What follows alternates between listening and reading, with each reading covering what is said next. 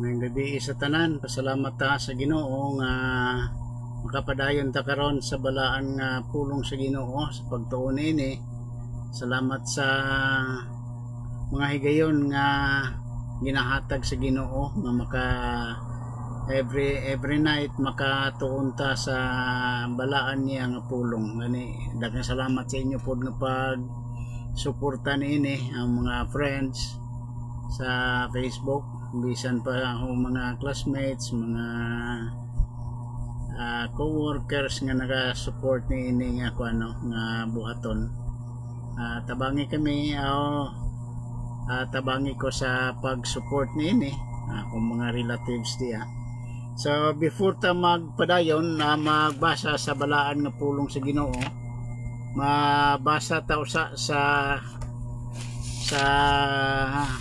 balaan nga pulong sa Ginoo. Ato basahon ang Roma Kapitulo 12 versikulo 11. Mao ning atong basis karon sa atong pagtuon sa balaan nga pulong sa Ginoo.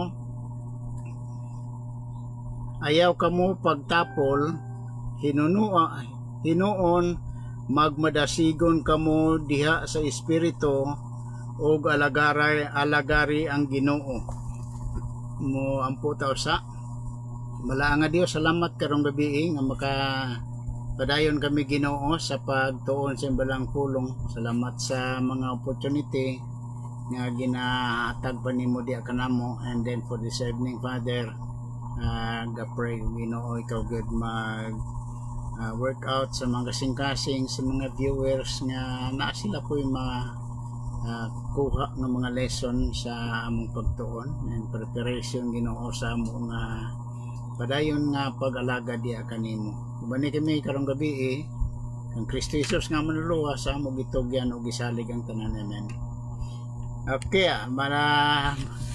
sorry kayo na sayop ako pag top formiro. So ari padayon ta sa ato nga ginatun-an nga devotion karong gabi. Ang ato topic is fervent and diligent service to the Lord. Fervent and diligent service to the Lord. Mao ni ato nga kuano nga basihan karon sa ato nga pagtuon. Actually kini nga ang content ani sa Roma Kapitulo 12 naghisgot na diya may tungod sa atong paghatag sa paghalad sa atong lawas diya sa Ginoo. Subong nga halad nga buhi balaan og makapahimuot kaniya. This is also a service alang diya sa Ginoo. That is why ang emphasis ani is ang mga Kristohano ni emphasizing a passionate and enthusiastic approach to Christian living and service. Kinanglanon kaayo ang atong ang atong pag-alaga diya sa Ginoo. Ato hinumduman permi nga we save to serve. Mo na permi, we save to serve. Giluwas kita sa Ginoo gikan sa dautan sa sala aron nga mag-alaga diya sa Ginoo. Aron nga mag-alagad po diya sa uban. That is why for this evening ang ato nga pagatun-an is may tungod sa ato Christian service, ato nga pag-alagad sa Ginoo. Nga kinahanglan ningon niya magmainiton ang ato nga pag-alagad sa Ginoo. Good evening diya sa kay Marites Maga sa Zamboanga, bisan pa sa kay Ivan Paul. Salamat sa inyong pagpadayon sa sa pag-support sa ato nga activity. So ato tun-an una ang gitawag fervent in spirit. Fervent ang gigamit nga nga pulong sa Ginoo. This calls for a passionate and zealous spirit in our faith and service. Kinanglan na ata kunoy kadasig mo na ang ginagamit nga uban, no? Kadasig diha sa pag-alagad sa Ginoo. Dili not just a lukewarm or half-hearted approach. dili kuno nga alabaab lang nga pag-alagad or half-hearted ka na bang dili gyud matinud-anon nga pag-alagad sa Ginoo. Kanang atong pagsimba diya sa Dios, it must be willing and zealous. Kanang eager gid ka nga mosimba diya sa Dios, malipayon gid ka nga mosimba sa Dios. Kay nga naman giluwas ta sa Ginoo aron nga mag-alagad po diya sa Ginoo, mag-alagad po diya sa uban. So fervent in spirit. And then another one is serving the Lord. So ato unang-unahon termi nga wala tagalagad sa tao, wala ta himo sa mga butang dinhi sa kalibutan para sa mga tao, alang diya sa mga katawhan, kundili alang diya sa Ginoo ni tabang ta dinhi sa kalibutan sa ato nga mga silingan, maybe for the sake diha sa pag-alagad nato sa Ginoo. So serving the Lord, alagara ang Ginoo. The verse emphasizes that our diligence and fervor should be directed toward serving God. Nga ato pag-alagad sa Ginoo, kinanglan nga kugi diligent, kugi kaayo nga pag-alagad sa Ginoo, nga para gyud diha sa Ginoo, and then not merely for personal gain or recognition. Wala ta nag-alagad sa Ginoo dinhi sa kalibutan aron nga naatay makuha diri sa kalibutan, aron nga i-recognize ka sang uban, kundili nga nag-alagad ta diya sa Ginoo, nag-alagad ta niining kalibutan alang diya sa Ginoo. So that is why bisag kapoy, pero tungod sang Ginoo ang ato ginaalagad, so by any means kinanglang kita nga moalagad sa Dios. Nganuman kay siya man ang tag-iya sa ato nga kinabuhi.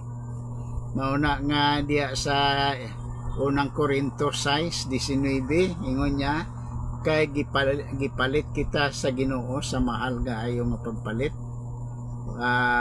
Busa ingon niya, simbaha ang Ginoo, alagara ang Ginoo, dayga ang Ginoo sa imo nga kinabuhi. So ari ato padayonon, this could either mean that we must keep up our own spirit, or that we should be set on fire by God's Spirit in us. Kanang gigamit niya dinhi nga kana kunong ang atong kasing-kasing sa pag-alagad sa Ginoo, na mainiton gyud nga mag-alagad sa Ginoo. Manang ingon niya diya gigamit fervent and diligent spirit. Dili ko no tinapulan, kundi nga kugi gyud nga pag-alagad sa Ginoo. Pasalamat ang makita nato kanang uban ga sacrifice ang bisag layo kayong simbahan, nagapangita sang simbahan for the sake nga makaalagad sila diya sa Ginoo. Usa sang mga relatives nako dito sa sa US siya nag-teach, ingon niya magsimba sila pag Sunday, magsimba sila, mo travel sila mga more than 1 hour nga travel sa sakyanan kag makasimba. So ana kalayo, pero ang ilang kasing-kasing gusto gid mo simba kay Dios man ang ilang nga ginaalagad. So hope and pray nga excuse, makahatag kini sang dugang nga kadasig sa ato diya sa pag-alagad pud sa Ginoo.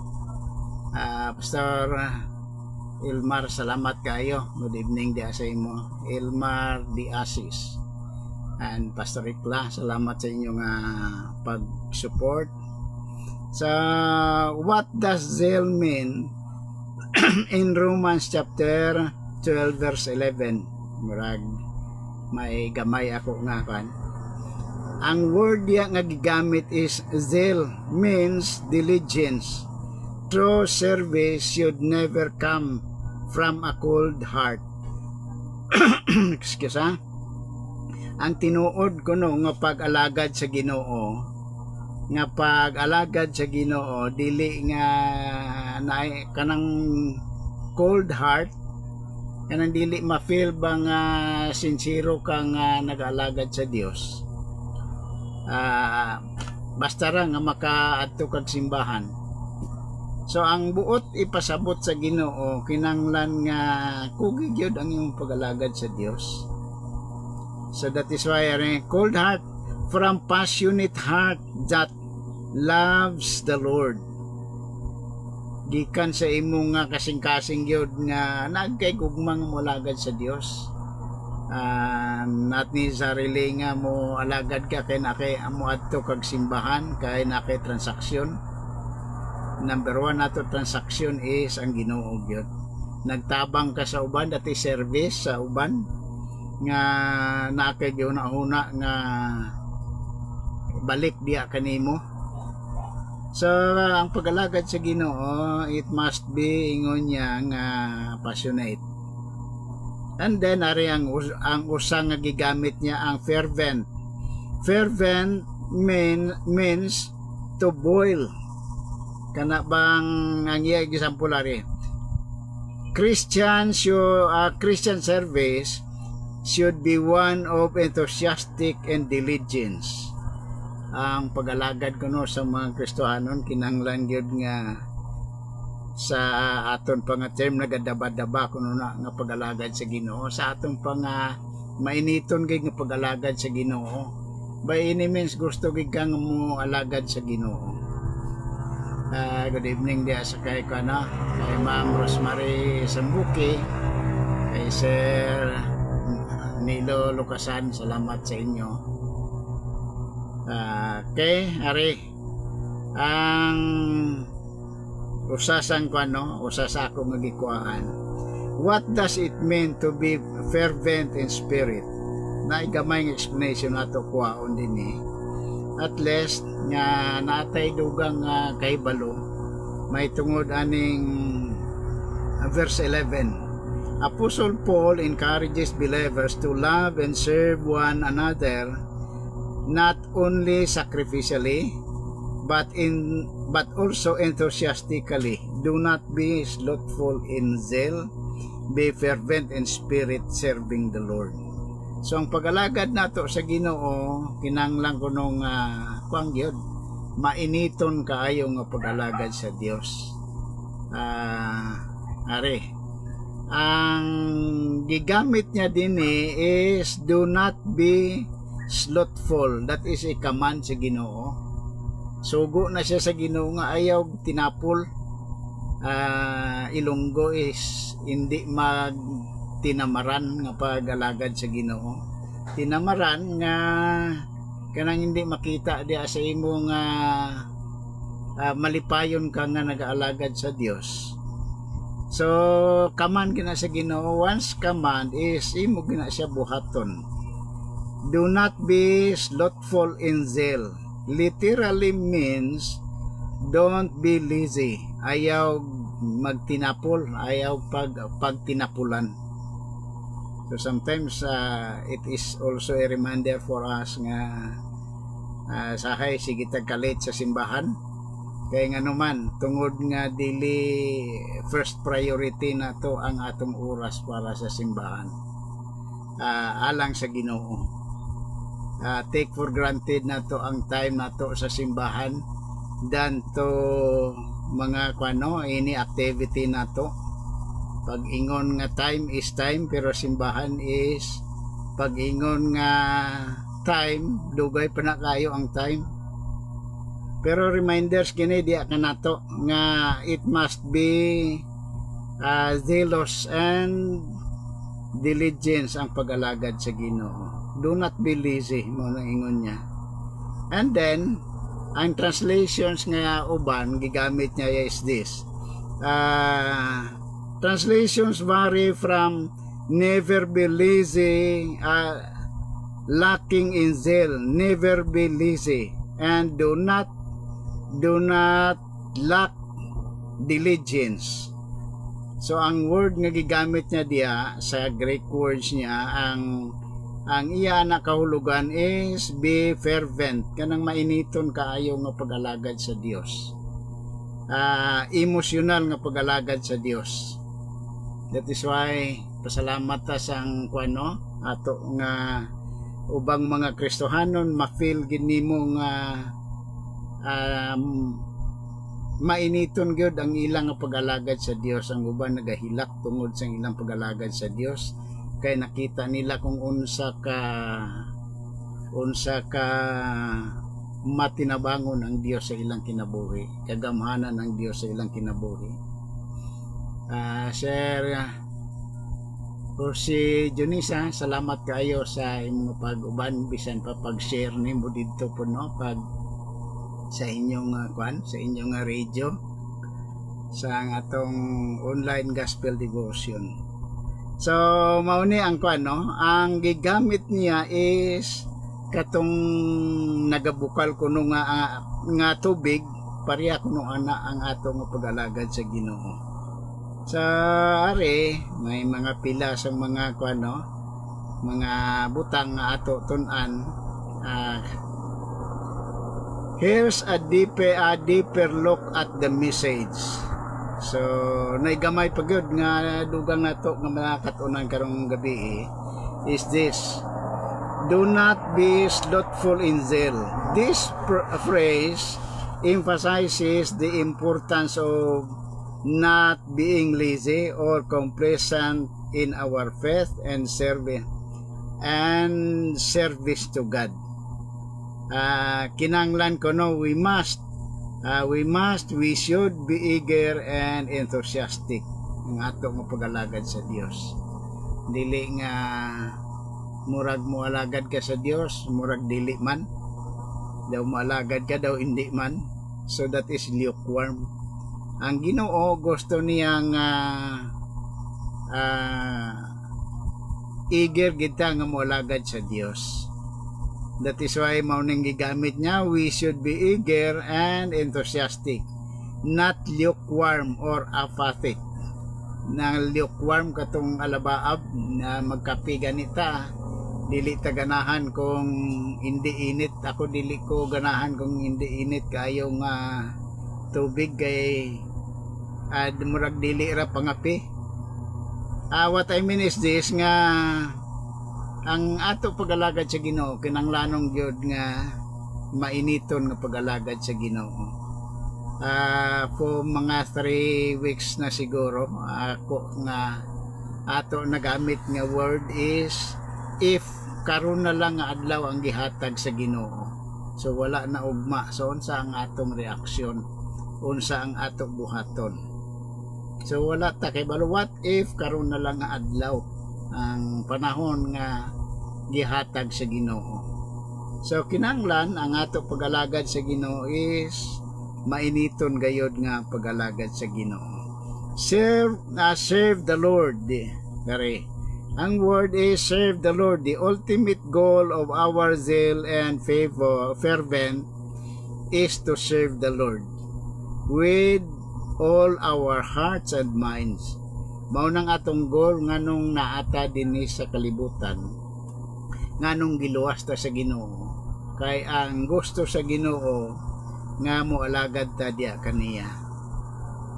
So daghang mga butang dinhi sa kalibutan mapakita nato ang ato pag-alagad sa Dios. Maybe sa imo sa church ni mo magamit ka diya sa Ginoo, sa pagwali sa pulong sa Ginoo, sa pagtabang sa uban ng mga katawan. That is also a service. That is why gusto sa Ginoo nga mainiton ang atong pag-alagad sa Dios. Mainiton nga pag-alagad sa Dios, and ang word nga gigamit niya nga usa is with all our hearts and minds. Tibuok yun nato nga kasing-kasing ug huna-huna. Kanang interesado gid kang moalagad sa Dios. Ang word nga gigamit nato tong uban sang miaging mga last week maybe is katong intentional. Ang word nga intentional, kanang gusto ginimo, intensyon gusto ginimo nga moalagad gyud sa Dios. So mo ni karong gabi may mga gamay nato nga matun-an sa pulong sa Ginoo. Romans chapter 12 verse 11, which reads, usa sang kwan naghatag sang nga translation ningon niya, never be lacking in zeal, but keep your spirit favor, serving the Lord. Never be lacking in zeal, nga nang wala gyud kuno sang kulang nga kanang dili kana bang pag-alagad nga kumpleto gyud, kanang mainiton gyud nga pag-alagad sa Dios. Kay nga naman opportunity pa na karon diya kanato nga makaalagad pa ta sa Dios. Wala ta kay balo sa ugma. Good evening diya sa kay Ma'am Edna. Salamat sa inyong pagpadayon sa pag-support sa ato nga online gospel devotion. So mainiton nga pag-alagad sa Dios. Magingon ka mag-alagad sa Dios, then simba mo na diya ang the whole context ani nga ihalad ang atong lawas bilang nga halad nga buhi balaan ug makapahimuot kaniya. Mao kini ang ato matuod nga pagsimba nga angay ihalad.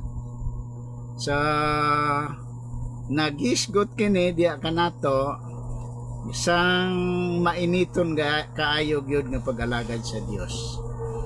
Teaches us to maintain a passionate and diligent spirit in our service to God, avoiding laziness, and instead of embracing enthusiastic dedications, kanang pagkat tinapulan ko ato na i-avoid, ato na nga walaon nga pagkatapol nato sa pag-alagad sa Dios. Kay opportunity na ni nga makaalagad pa ta sa Dios.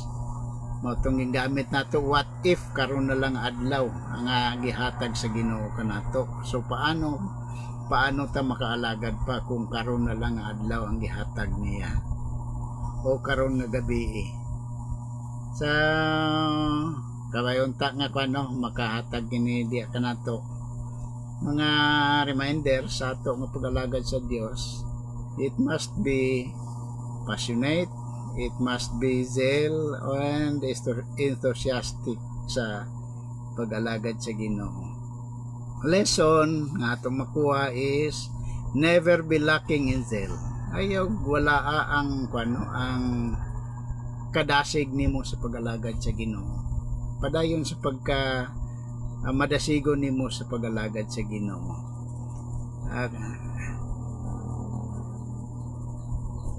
This emphasizes the importance of maintaining a fervent and passionate spirit in our faith and service to God. So oning mga mga lesson nga ato makuha na magmadasigon ka gihapon sa pag-alagad sa Ginoo. In spite nga sometimes kapoy ta sa there are times nga discourage ka sa iyong pag-alagad sa Ginoo, but ang challenge karon diya kanato is never be lacking in zeal. And then another one nga lesson nga ato makuha, keep your spirit fervent.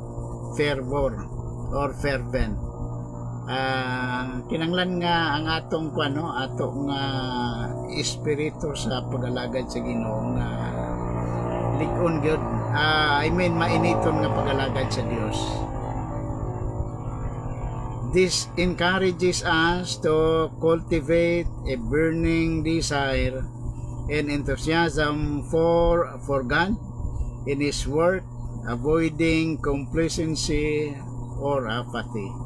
Ang usa nga kwaon nato nga word ini is cultivating a burning desires, nang naatay plano, natay mga handom, natay mga pangandoy gyapon sa ato kasing-kasing moalagad gyud diya sa Dios. Sa mga challenge ni diya kanato kay gihimo ta sa Ginoo nga iyang anak aron nga mag-alagad pud ta diha sa uban. We are saved to serve. Serving the Lord. This highlights the importance of actively and diligently engaging in service to God, whether through prayer, ministry, or simple living a life. So bisan nga gamay ra, at least nga prayer meeting ang prayer meeting mao nang pinakalisod nga pinakaluyang program sa church.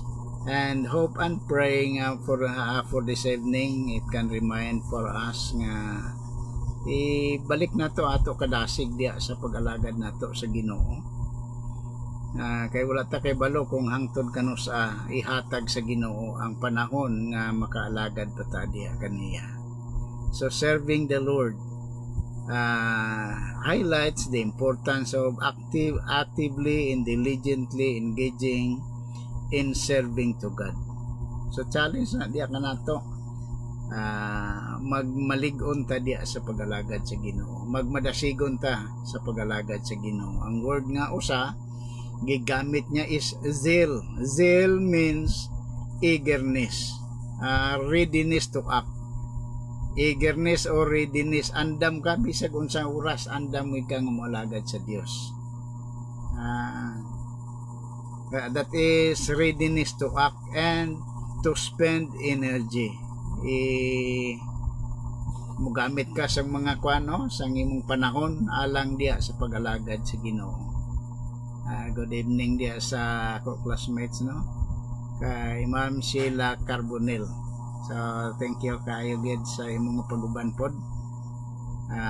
Dugay na gid nga wala nagkita kay elementary pa ta. But ako ra gyud dato balikon gamay ato nga pagtuon sa pulong sa Ginoo. Gamiton nato ng word nga zeal. That means eagerness or readiness to act. Napakay panahon sa pag-alagad sa Ginoo, alagad sa Ginoo nga matinud-anon, kay wala ta kay balo kung hangtod kano sa hatagan ta sa Ginoo sa mga opportunities sa pag-alagad kaniya. So ari last is application nato.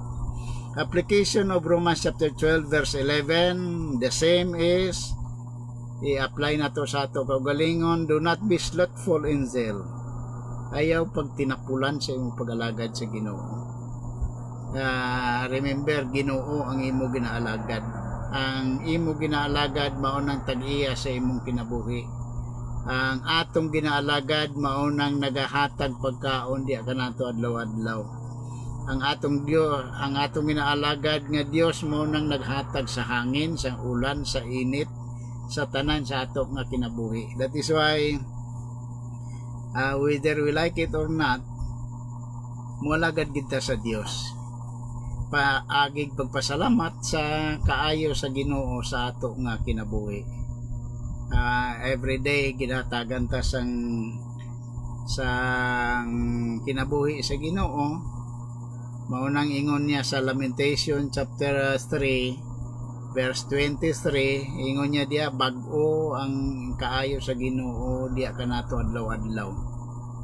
So ato kusog bag-o adlaw-adlaw, kaayo na sa Ginoo sa ato. So in response of that faithfulness sa Ginoo, mualagad pud ta sa Ginoo nga naay kainit nga pag-alagad sa Ginoo.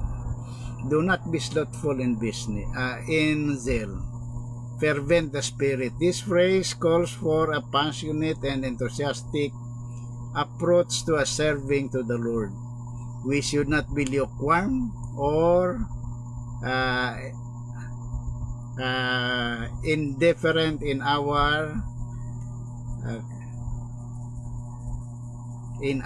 faith, but rather be filled with a burning desire to please God. Be filled with the burning desire to please God. Nga mapuno ta sang kainit sa ato nga kasing-kasing diya sa pag-alagad sa Ginoo, nga naa sa ato kasing-kasing nga madaig gyud nato ang Ginoo. So by any means makadaig kita sa Ginoo. That is why ginatagan ta sang dugang daghan nga mga panahon aron nga makaalagad pa ta sa Dios. So this is all karong gabi mga kuano, mga painomdom diya kanato nga alagad sa Ginoo, nga minatud-on, nga mainiton nga pag-alagad sa Ginoo, not ni sarili sa ato ra kaugalingon kundi nga alang diya sa Ginoo. So mao na nga ang atong kuano, ato topic for this evening is fervent and diligent service to the Lord. So salamat kaayo sa balaan nga pulong sa Ginoo nga ato natun-an karong gabi. Good evening diya sa kay Lucy sa Davao. Salamat sa imong padayon nga pag-support gyud sa ato nga buhaton. Mag-pray ta. Dalaygon ka langit nga Dios karong gabi sa kaayo nimo. Mga reminders nimo diya kanamo na tungod sa mo pag-alagad diya kanimo. Sometimes luya kami Ginoo sa among pag-alagad sa diya kanimo. Ani salamat sa mga pagpainumdom nimo bisan pa karong gabi nga kinahanglan kami magmadasigon sa pag-alagad sa among pag-alagad sa mga katawhan, san pa sa among pagsimba po diya kanimo. Bani kami san pa mga viewers, ikaw Ginoo magpanapakamayo po diya kanila, panangini sila Ginoo sa espirituhanon mga panalangin sa gikan sa imbalang pulong sa parong gabi. Tagi sila sang kalinaw sampa sa ilang pagpahulay, i-prepare sila sa ilang mga activity ugma sa ilang pag-alagad po diya kanimo sampa material nga bagay nila Ginoo ikaw po mag-provide adlaw-adlaw. Preserve sila Ginoo from the untoward incidents. Kaya Ginoo nagatugyan kami pag nakasalig diya sa mahal na ngalan ni Kristo Jesus nga luluwas. Amen. Okay, mayong gabi gyud sa tanan.